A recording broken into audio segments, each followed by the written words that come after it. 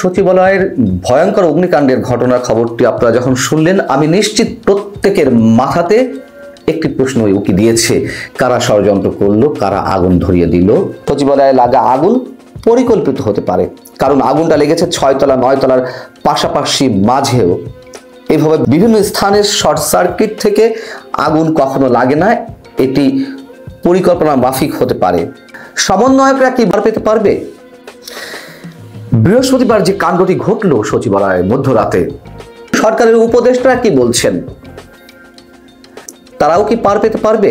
সচিবালয়ের মতন একটি স্পর্শকাতর এলাকা, কেপিআই এলাকা, সেখানে কথিত দাবি দেওয়া আদায়ের নামে কথিত ছাত্রদের থেকে শুরু করে আনসার এবং পরবর্তীতে আরো নানান ধরনের কাহিনী এবং খোদ জনপ্রশাসনের কর্মকর্তাদের যে হুলস্থুল কাণ্ড আমরা দেখছি, সচিবালয় ঘেরাও, সচিবালয়ের ভেতরে পর্যন্ত উপদেষ্টাদের আটকে রাখা, এগুলো কি আমরা বলতে চাইবো যে সরকারের পক্ষে যাইছে এবং সরকার এগুলোকে ষড়যন্ত্র বলে শুধুমাত্র নিজেদের প্রতি সিম্প্যাথি জাগানোর একটা চেষ্টা করে যাবে আর মানুষ তা মেনে নেবে?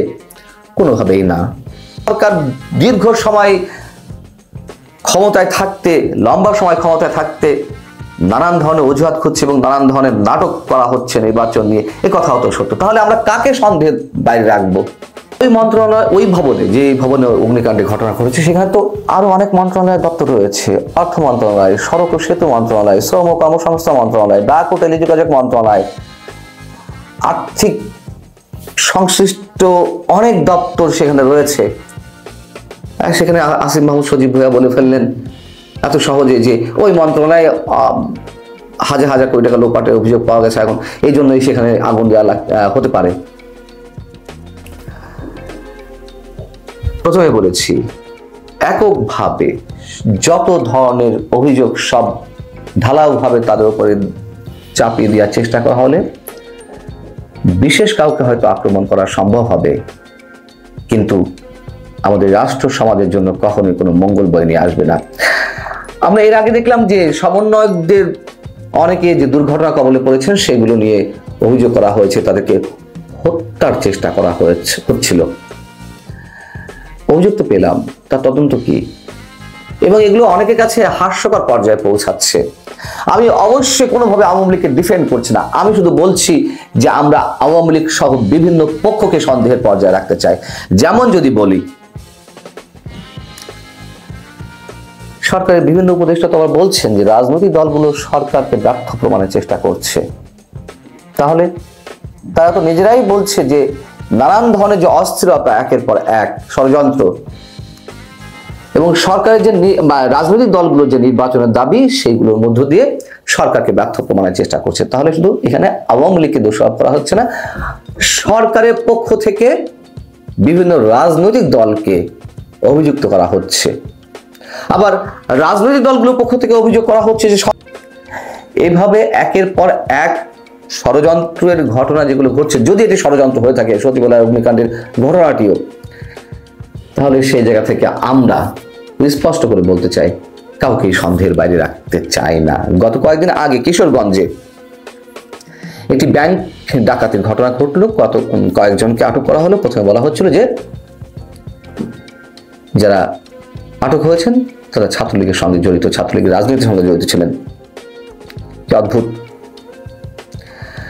হতেই পারে, অস্বাভাবিক কিছু নয়, কিন্তু এই সময়ে ছাত্রলীগের ছেলেপেলে এসে দিনে দুপুরে খেলনা পিস্তল নিয়ে, খেলনা দেশীয় অস্ত্র নিয়ে ব্যাংক ডাকাতি করতে যাবে, এগুলো খুব স্বাভাবিকভাবে বিশ্বাসের জায়গা আমরা নিতে পারি। এখন দেখা যাক তদন্ত কমিটি কি বলে। আদৌ তদন্ত কমিটি কোনো প্রতিবেদন দেয় কিনা সেটাও দেখার বিষয়। এর মধ্যে আরো অনেক ধরনের তদন্ত কমিটি হয়েছে, অনেক বিষয়, সেগুলো প্রতিবেদন আমরা এখনো পর্যন্ত পাইনি। অতএব সরকারের উদ্দেশ্য বলতে চাই, আপনারা অবশ্যই নানান ধরনের ষড়যন্ত্রের মুখোমুখি হচ্ছেন, কিন্তু পারছেন না তো রাইট ট্র্যাকে দেশটাকে আনতে।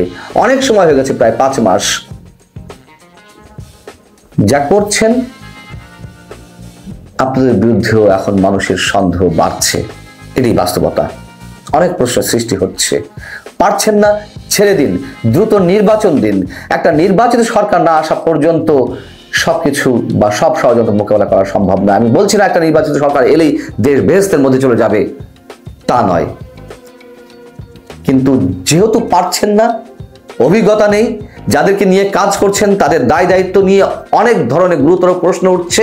অতএব আল্লাহর ওয়াস্তে নির্বাচনটি দিয়ে দিন, নচেত গভীর সংকটের দিকে দেশ অবধারিতভাবে ধাবিত হচ্ছে। সরকার দীর্ঘ সময় ক্ষমতায় থাকতে, লম্বা সময় ক্ষমতায় থাকতে নানান ধরনের অজুহাত খুঁজছে এবং নানান ধরনের নাটক করা হচ্ছে নির্বাচন নিয়ে, এ কথা হতো সত্য। তাহলে আমরা কাকে সন্দেহের বাইরে রাখবো?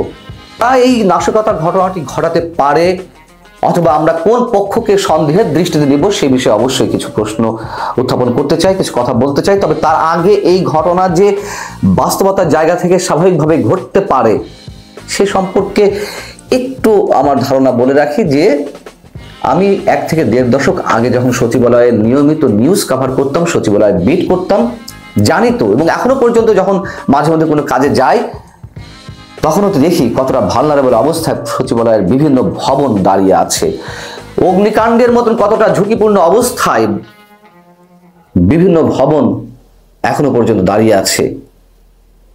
এবং বিভিন্ন ভবনের যে লিফট, আপনাদেরকে একটু বলি, সেই লিফটগুলোতে উঠে মানুষ আবার স্বাভাবিকভাবে স্বাভাবিক জীবন নিয়ে বেরিয়ে পড়তে পারবে কিনা সেই আতঙ্কে অনেকে ভোগেন এখনো পর্যন্ত। কিন্তু নজর খুব কম সেগুলো সংস্কারের জন্য। কেন কম সেগুলো আমরা বুঝি। যাই হোক, এখন বিষয় হচ্ছে যে খুব স্বাভাবিকভাবেই অনেকেই এখন বলবেন যে এই ঘটনা নাশকতা। কিছুতেই যখন আওয়ামী লীগের উপর আমরা দোষ চাপিয়ে দেওয়ার চেষ্টা করে যাব তখন আমাদের দেশটাকে সম্ভবত রক্ষা করা যাবে না। এই কারণেই বলছি যে সব পক্ষকে বা বিভিন্ন পক্ষকে আমাদেরকে সন্দেহের তালিকা রাখতে হবে। এখন এটি আসলে সত্যি সত্যি নাশকতাপূর্ণ কিনা সে সম্পর্কে আমাদের স্বরাষ্ট্র উপদেষ্টা এই মধ্যে সাংবাদিকদের বলেছেন যে উচ্চ পর্যায়ে তদন্ত কমিটি করা হচ্ছে, তদন্ত করার পরে বলা যাবে যে এর সঙ্গে কারা জড়িত বা কোনো নাশকতা কিনা। এবং এই ধরনের তদন্ত কমিটি আমরা তো বিভিন্ন সময় বিভিন্ন ক্ষেত্রে গঠন করতে দেখেছি। একটা কমিটি খেলা সবসময় হয়, কমিটিগুলোর প্রতিবেদন আমরা কখনো সহজে আমাদের চোখে পড়ে না। যাই হোক, আসিফ মাহমুদ সজীব ভুঁইয়া তার একটি স্ট্যাটাস খুবই উল্লেখযোগ্য। তিনি বলছেন, যেহেতু তিনি স্থানীয় সরকার বিষয়ক মন্ত্রণালয়ের দায়িত্বপ্রাপ্ত উপদেষ্টা, তিনি বলছেন যে স্থানীয় সরকার, পল্লী উন্নয়ন ও সমবায় মন্ত্রণালয়ের বিগত সময়ে হওয়া অর্থ লোপাট দুর্নীতি নিয়ে আমরা কাজ করছিলাম। কয়েক হাজার কোটি টাকা লুটপাটের প্রমাণও পাওয়া গিয়েছিল এবং আগুনে কি পরিমাণ ক্ষয়ক্ষতি হয়েছে এখনো জানা যায়নি। আমাদেরকে ব্যর্থ করার এই ষড়যন্ত্রে যে বা যারাই জড়িত থাকবে তাদের বিন্দু পরিমাণ ছাড় দেওয়া হবে না। এই যে হাজার হাজার কোটি টাকা অর্থ লোপাটের কথা তিনি জানালেন স্থানীয় সরকার মন্ত্রণালয়ের, এই যে হাজার হাজার কোটি টাকা লোপাট কি শুধুমাত্র স্থানীয় সরকার মন্ত্রণালয়ে হয়েছে? যে ওই মন্ত্রণালয়ে এই ধরনের সন্ধান পাওয়া গেছে বিধায় ওইখানেই ওই ভবনেই অগ্নিকাণ্ডের ঘটনা ঘটানো হবে। এবং তিনি স্পষ্টত ইঙ্গিত দিতে চাচ্ছেন যারা অর্থ লোপাটের সঙ্গে জড়িত বা আওয়ামী লীগের সুবিধাভোগী লেসপেন্সার অথবা সরাসরি আওয়ামী লীগের কর্মী সমর্থক মন্ত্রী পর্যায়ে যারা ছিলেন তারা এই অগ্নিকাণ্ডের ঘটনা ঘটিয়েছেন। তাহলে অন্য মন্ত্রণালয়, অন্য আর কোনো মন্ত্রণালয়ের দুর্নীতি কোনো খবর ঘটনা ঘটেনি? অদ্ভুত এক ধরনের অভিযোগ আমরা শুনছি উপদেষ্টাদের কাছ থেকে, দায়িত্বশীল যারা পদে বিভিন্নভাবে রয়েছেন। আমি আবারও বলি, আওয়ামী লীগকে ডিফেন্ড করছি না, আমি শুধু বলছি সবার আগে আমাদের রাষ্ট্র, দেশ, বিভিন্ন পক্ষ এর মধ্য দিয়ে খেলছে যার যার স্বার্থ উদ্ধারের জন্য। অতএব সবাইকেই আমরা সন্দেহের জায়গা রাখতে চাই। সবকিছুতে আমরা কোনো সিদ্ধান্ত আগে থেকে নিয়ে রাখলেই কোনো সমস্যার সমাধান সম্ভব নয়।